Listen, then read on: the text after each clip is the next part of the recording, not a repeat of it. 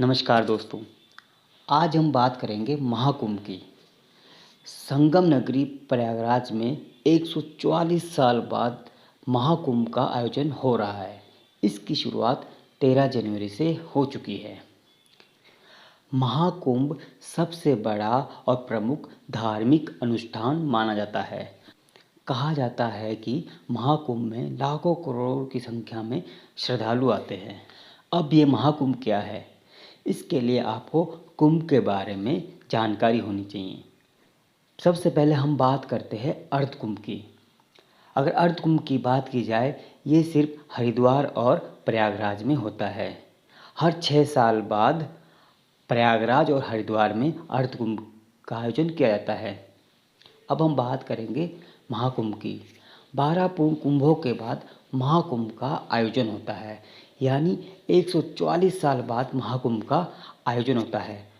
और ये आयोजन प्रयागराज में किया जाता है, क्योंकि कहा जाता है कि प्रयागराज में गंगा, यमुना और सरस्वती का संगम स्थल है। कहा जाता है कि महाकुंभ में स्नान करने से इंसान के सभी पाप धुल जाते हैं। इतना ही नहीं, कुंभ स्नान करने से इंसान को मोक्ष की प्राप्ति होती है।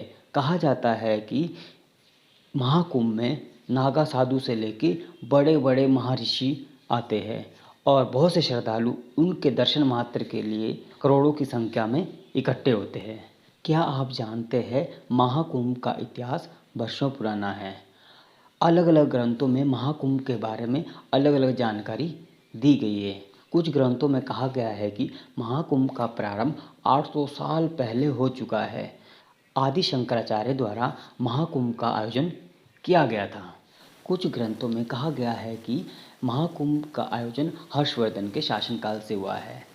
चीनी यात्री हेनसेंग जब भारत की यात्रा पे आए थे तो उन्होंने लिखा है कि महाकुंभ का आयोजन हर्षवर्धन के शासनकाल से हुआ है।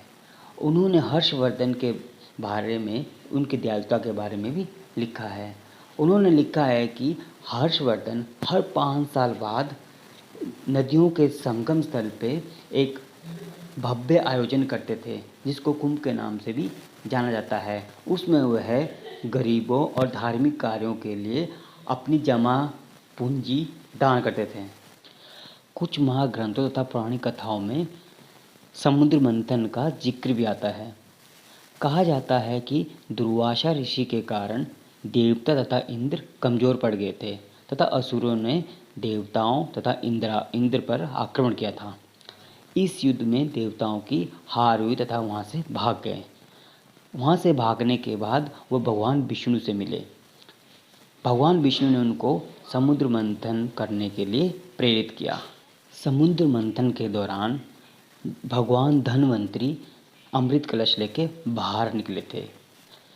देवताओं के संकेत पर इंद्र के पुत्र जयंत अमृत कलश लेके भागने लगे। असुर भी उसके पीछे भागने लगे। देवताओं और असुरों के बीच 12 दिन तक भयंकर युद्ध हुआ।